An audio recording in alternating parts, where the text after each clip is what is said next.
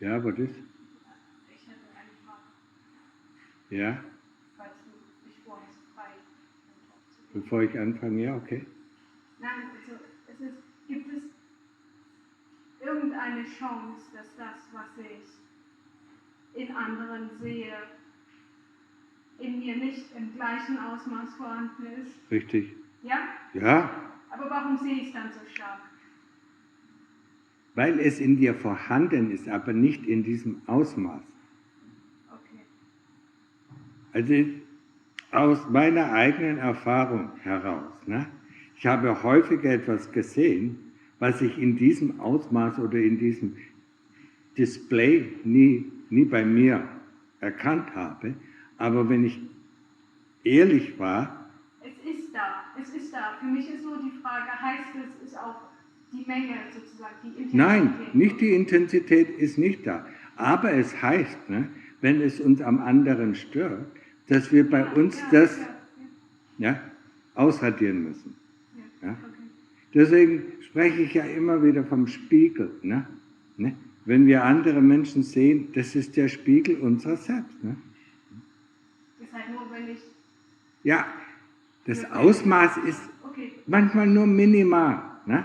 Aber das heißt für uns, ne, es gibt uns ein Zeichen, dass wir etwas zu lernen haben oder etwas zu Remedy haben. Ne? Was ist, wenn man das irgendwie so oft sieht, dass es anstrengend wird? Also ja, das heißt, dass du noch nicht ganz zugegeben hast, dass es bei dir ist. Okay. Wenn ich es wirklich zugebe... Wenn du es wirklich zugibst, ne, dann kannst du es auch korrigieren. Und dann ist es nicht mehr so anstrengend, dass ich es andauernd sehe? Nein. Okay. Sobald du es korrigierst, sobald es bei dir weniger wird, sobald du die Einsicht hast, dass es bei dir auch da ist und dass du es bei dir korrigieren musst, was manchmal schnell geht, was manchmal langsam geht, dann stört dich das bei anderen nicht mehr. Du siehst das, ne? Und wenn das ganz weg ist, dann hast du Mitleid mit denen oder Mitgefühl. Ne? Weil du siehst, worunter die leiden, weil du hast ja selber drunter gelitten. Was? Man hat ja selbst durchgemacht. Ja, genau. Und das ist ein Zeichen, dass es bei uns nicht mehr da ist.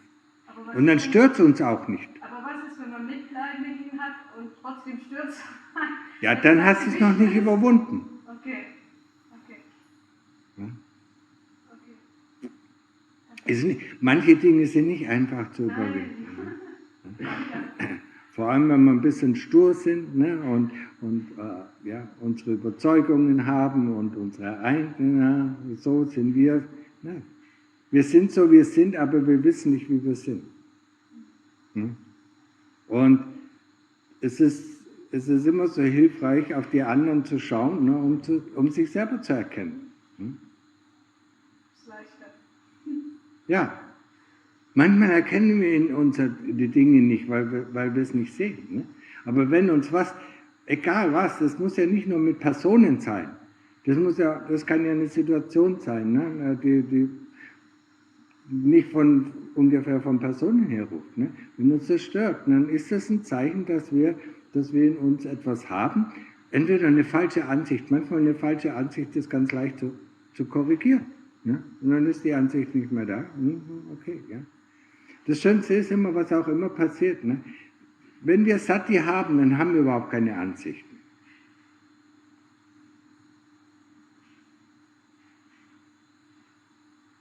Aber wenn wir es nicht haben, ne, dann kommen ja ständig unsere Gedanken, unsere Erinnerungen und vor allem unsere Assoziationen. Und wenn jetzt deine Mutter kommt, dann wirst du das in geballter Form erleben. Ja, ich weiß. Ja, und dann muss man dankbar für sein, ne, für die Lehre, die sie uns gibt. Ja?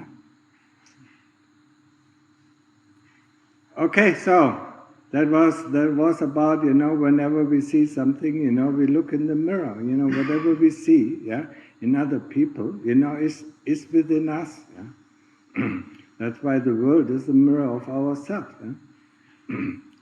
I sometimes, call it, if you if you see a person, I mean, we are judgmental. Every one of us is judgmental. We see a person, we like this about this, we don't like this about this. It is like, you look at that, you look at the person, but you project your own views and opinion onto him. It's like, you see a person, and when you used to have a slide projector, you project a slide on this person, you don't see, you see some form, but you don't really see him. And that is the same. Our views, our opinions are just like slides that we project onto others. I mean, and it is a wonderful experience, or it's a wonderful way to learn about ourselves. Some things that we don't see, we see, in others. And then we can see it, we can learn from it. But the first time, we learn this, it is very tough, because we don't want to accept that we are the same way as this person, or that we behave in the same way as this person. It is never to the same extent. Most of the time, it's much more exaggerated in the other person, than in ourselves. But it's still in ourselves because it some unpleasant feeling come up, or some anger comes up, or things like that. And then we know something is wrong within ourselves. There are some useful tools, I mean, this is one of the useful tools. The other thing, if I always told myself probably from the first moment I started to practice, whenever something upsets me, there's something wrong with my meditation. With my meditation. Not with other people. There's something wrong, I didn't see something correctly, or have not investigated it. So it's always my problem. If I have no problems, I have no problems with anything at all. No situation, no people, nothing. But as long as I have problems, I have problems with other people, with other situations. So it all comes back, if we are really seriously intended on practice, that is one of the way, we can always tell ourselves. If I get aggravated, there's something wrong with my practice. If I get frustrated, or disillusioned, or things like that, there's something wrong with my practice. Sometimes, or very often, I come to a certain point in my practice where when I would continue, some insight, some deeper insight will occur. But, then the kilesas bring up, this is not going anywhere, this is frustration, and this is not going to work out. They want to prevent us from having this insight. And that's also, so whenever something was very difficult, that's when we can learn. When the practice is easy, when we go into samadhi and there's nothing left, I mean, we're just in the safe haven, I mean, we don't learn anything. We only learn from the difficulties in the daily routine, Be together with people, or be just alone, sometimes, I mean, we get angry at a tree that, stands in our way because we had no sati and hit our head against, one of the branches, And we get angry, It has something to do with us, not with the tree, or with the other person. So when we come here, we learn to practice. We want to follow the path that leads to the end of dukkha, or some people call it nibbana, and that is sila, samadhi, and panya. Sila are the 8 precepts for the lay people who are here, and for the monks it's the 227 precepts. So we keep the precepts without question, No question, okay, we're finished, Then we learn how to do samadhi. If our sila is not correct, our samadhi will never go deep enough. So we learn to samadhi, so we stay with the breath, we know the breath, or we know the Buddha, until there is no more thoughts, until there is no memory, until we reach upachara samadhi. That's where we can rest and recharge our batteries. Once we recharge our batteries, and we can do that often, then we start to do sila, samadhi, panya, investigate to gain wisdom. the development of sati, this knowingness of what we observe. When we observe the breath, knowing that the breath goes in, knowing that the breath goes out, knowing that the breath is detailed or not detailed is rough. We don't try to manipulate the breath, we just want to know. And that is very difficult for us, because when we come from the West, we always want to make something. Yeah? And now we have just to observe something. Yeah? So we just observe, we just know, we develop this knowingness. Yeah? And the pure knowingness, yeah? when we have this pure knowingness, or what is called sati in Pali, is when there is no association, when there is no memory and no thoughts. When we look at something and there is no association, no memory and no thoughts, then we see things clearly. And this kind of sati we need for the investigation. Otherwise, we see the body as something, lovely or disgusting, or, old or young, or women or men, that is not the way how we have to look at the body, or how we have to look at the feeling. This feeling we like, or this feeling we don't like, and so on. That is not the sati. So we develop the sati through the development of samadhi, concentration on one point, be it the Buddha or be it the Dhamma Sangha, or be it the breath around the tip of the nose, and then develop this knowingness, how is the breath at this moment, or how is the Buddha, is it fast, slow, or deep, or shallow, or whatever it is, at every moment of the time. Whenever the mind goes out, we instantly bring it back. And that's where we need the effort.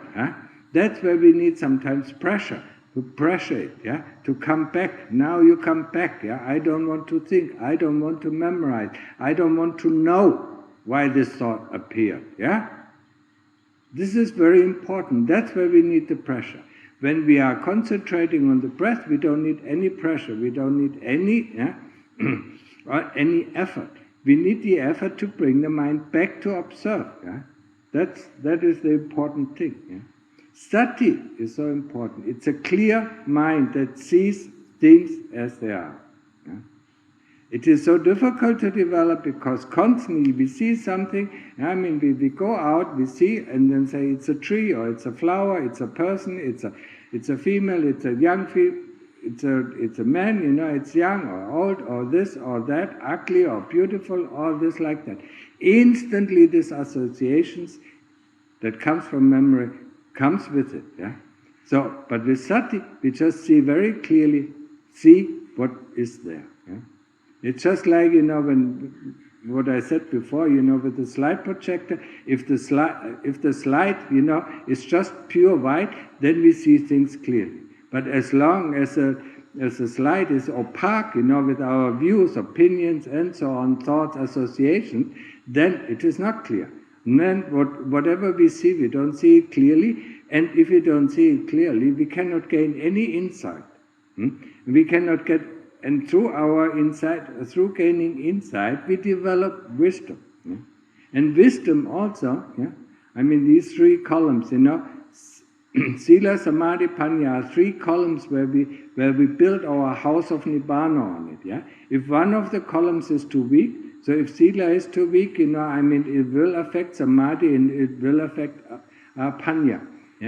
When the panya is too weak, it will affect the sila and it will affect the samadhi. So we have to raise these three columns, about the same. And in the beginning we raise one column because it has not been developed, and it is mostly, when we come from the West, it's samadhi, and sati, So, this is important, When we look, when we look, the first investigation that we do is the investigation of the body, to understand that the body and the citta are two different things. They are the five khandhas. The five khandhas is rupa, vedana, sanya, sankhara, vijnana. So it's a body, it's feeling. Feeling are two different kinds of feeling. There's a bodily feeling and there's the mental feeling. Then there is memory, association, and there's thoughts, short form of thoughts, and there's consciousness. These five khandhas are a toolbox, and we have to investigate them because we believe these are us. It's it's my consciousness, it's my feeling, it's my body, it's my thought, it's my opinion, it's my view, it's my association, yeah. All these things are me, mine, and myself. And that is what we have to remedy. We have to remedy, by learning, anatta. Whatever I can observe cannot be me. I can observe a feeling, I can observe the breath cannot be me. Yeah? I can observe the body cannot be me. So we have to learn these things. We have to learn, through the principle of anatta. The Lord Buddha teaches it's not me, it's not mine, it doesn't belong to me. It doesn't belong to me. It is not myself. Yeah. We can also, go the path of anicca. Whatever appears, disappears. Yeah. A thought appears and disappears. Yeah. Where does it come from? Yeah. It's the same thing. Where does the cloud come from? Yeah. It just appears and then disappears. Sometimes it's a white cloud. Sometimes it's a black cloud. We cannot control the clouds. Yeah. Just like we cannot control, most of the time we cannot control the thoughts that come up, especially during our meditation, where we have the intention not to think, All these thoughts that come up, they just come up like clouds, And we don't be interested where they come from, We just, know, okay, there's a thought, and then go back to the Buddha, or go back to the breath, Or know that there's a memory, and then go back, This memory, who sees this memory? Who knows that there's a memory? Who knows that there's a feeling? If you don't believe it, next time ask. When a thought comes, ask the thought, do you know your thought? No, it's our association that this thing is a thought. It's our association that this thing is a memory or that this is a feeling. It's a good feeling or bad feeling, it's all our associations, But, there's somebody who knows that there's a feeling, And then, then the kilesas, our characteristic tendencies make out all sorts of things out of this. Good, bad, nice, disturbing, and so on, Whatever, But, there's somebody who knows. And this is the one, this is our mainstay, and that's why we practice samadhi to get first into this mainstay, so that we can use this mainstay to observe these things, to investigate these things, to investigate. There's a body, okay. Who controls the body? It's not the brain who controls the body, It's the same thing, if you would say, a car, it's the engine that controls the car. No. It's the one who presses the gas pedal, or the brake, or turns the wheel. That's the one who controls, the driver of the car. It's not the machine. It's not the engine. So is the brain. The brain is the engine, but the chitta is the driver, and the chitta does not belong in the 5 khandhas. I just repeated it. Rupa, Vedana, Sanya, Sankhara, Vijnana. There is no chitta. The chitta is the one who uses this body, who uses the 5 khandhas as its toolbox. And within the chitta, the problem is within the chitta there is the kilesas or avijja, and there's the Dhamma. And through our practice we develop the Dhamma to become stronger and stronger, so that it can overpower the kilesas and get rid of the kilesas, and overpower avijja and get rid of avijja, so that the chitta, just like Lunta Mahabhoja said, is free, isala, free. It is not anymore compromised by the kilesas. It's not anymore regulated. I always call it, the prison ward, the kilesas or avijja, the prison ward that keeps us in this prison of the 5 khandhas. So we have to get rid of them. And that we go through the investigation of the body. Why? And through the investigation of the body, the first thing that we do, when we never did it, we started our birth, and we ended our death. We go through the stages, of being a little baby, learning to walk, learning to talk, learning to think, learning to read and write and so on, until 15, 16, 17 years we can use this body to our full extent, with full energy, and so on. And then 30 or 40 years later, the body decays. So we go through these stages, we go through illness, yeah.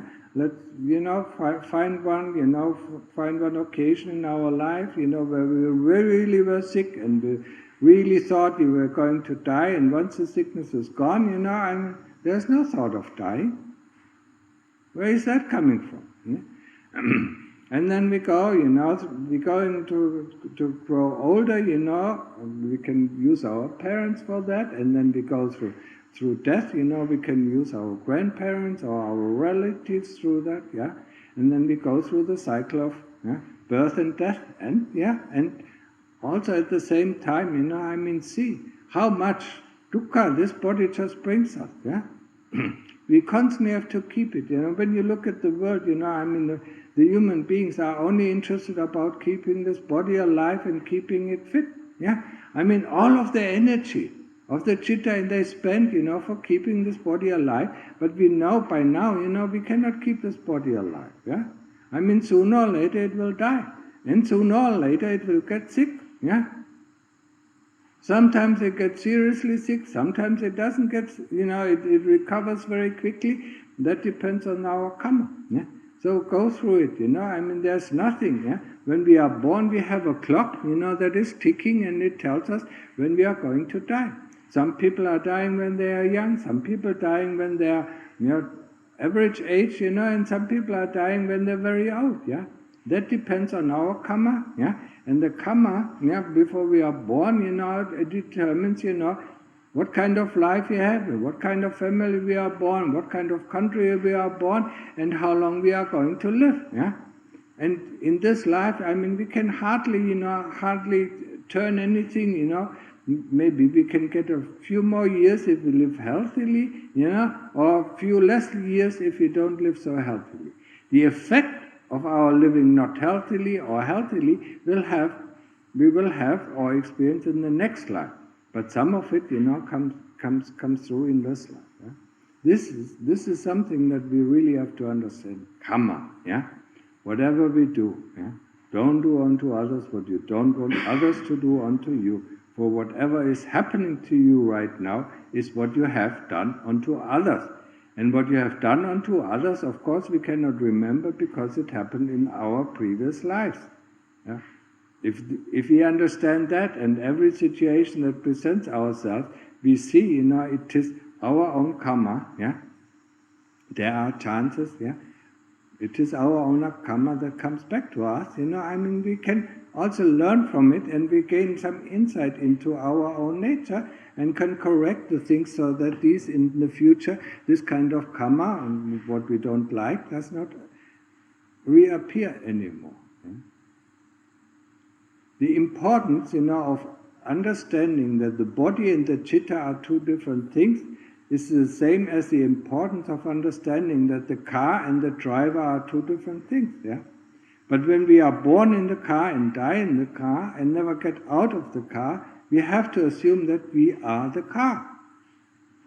And the Lord Buddha was so kind, he knocked on the door of our car and said, get out, and look, this is a car and this is the driver. Oh, in our terms, this is the chitta and this is the body. This understanding is very essential on the path, to freedom. When we look at the first stage of freedom, it's supreme attainments, it's called Sotapanna or stream entry. We need this understanding that the body and the chitta are two different things, yeah? And this we can do,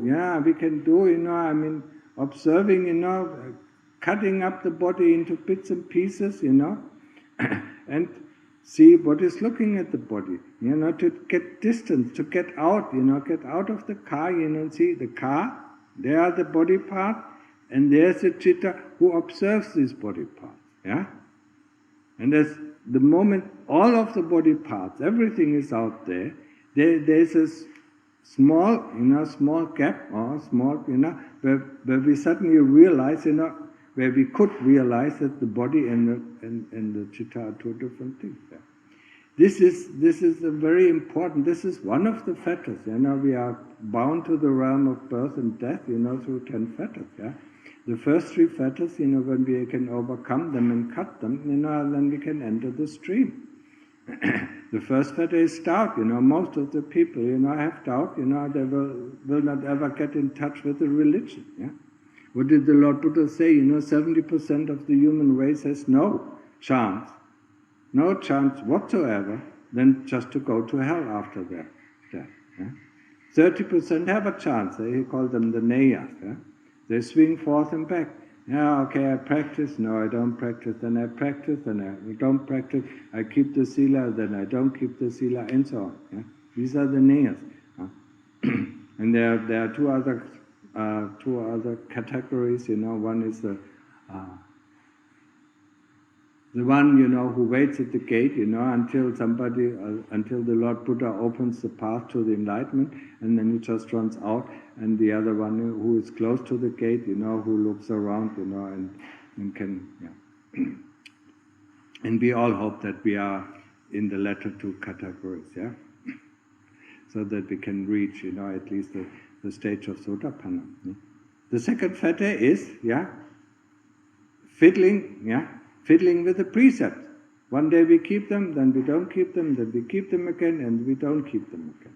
The first fetter is the fetter of doubt. Yeah, we don't believe in karma, we don't believe in heaven and hell, we don't believe, in rebirth, and so on. Yeah. We don't believe, that good karma has good results and bad karma has bad results. These are the things, yeah. And for most of the people, the first two fetters, are nearly impossible to overcome. But the third fetter is for us, who overcome, the first two fetters, who are pretty much, in line with the sila and have no doubt. That is the attachment to the body, and believing that we are the body. And whenever we get really sick, we see our attachment to the body. Yeah? Or, in other times, when we see our attachment to the body, we believe that we are the body. Because I am sick, I am going to die.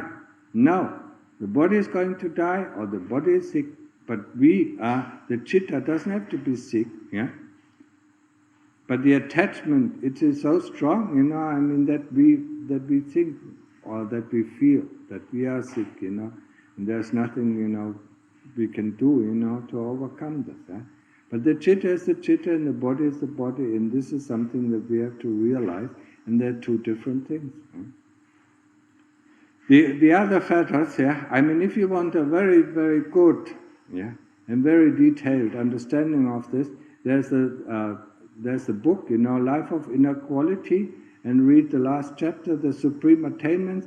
Lungta Mahabua explains all the fetters in very, very good detail. I cannot do that.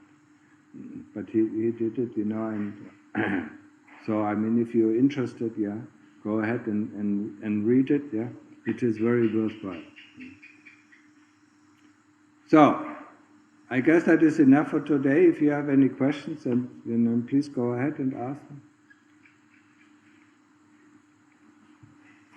Otherwise, I ask you, to practice, walking meditation, sitting meditation, walking meditation, as much as you can do, and a little bit more. Okay? Yeah? What's the difference between the consciousness, the fifth sangha, and chitta? How do you differentiate? Consciousness in Pali is vijnana, and chitta is chitta. So you see there's a difference.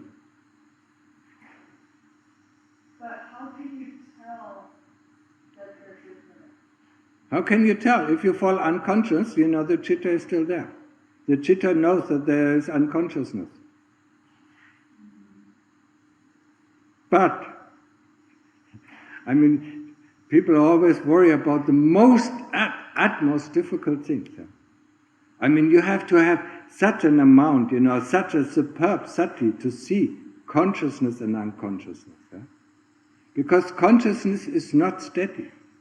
I describe consciousness as when in the 60s or 70s we went to a movie, and when the film was not synchronized, between the pictures we saw this black bar. Yeah, sometimes you're not disturbed, yeah? And this is when the mind gets unconscious, yeah? We see one picture, then there's unconsciousness, then we see the next picture, and then we see the next pictures. And that's how we make our life, yeah? From picture to picture to picture to picture, I mean through our association, we see somebody running. But if we only look at one picture, there's nothing happening. At one moment of consciousness, nothing is happening. The next moment of consciousness is similar, so we draw the line, yeah? So we draw the line to the future or to the past, yeah? But actually, what is happening is just moments of consciousness. Okay? She will have a lot of questions in the next 2 months.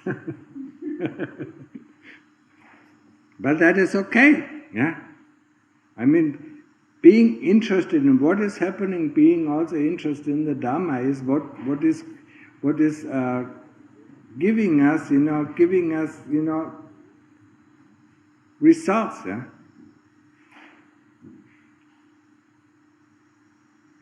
We want to know, we want to understand.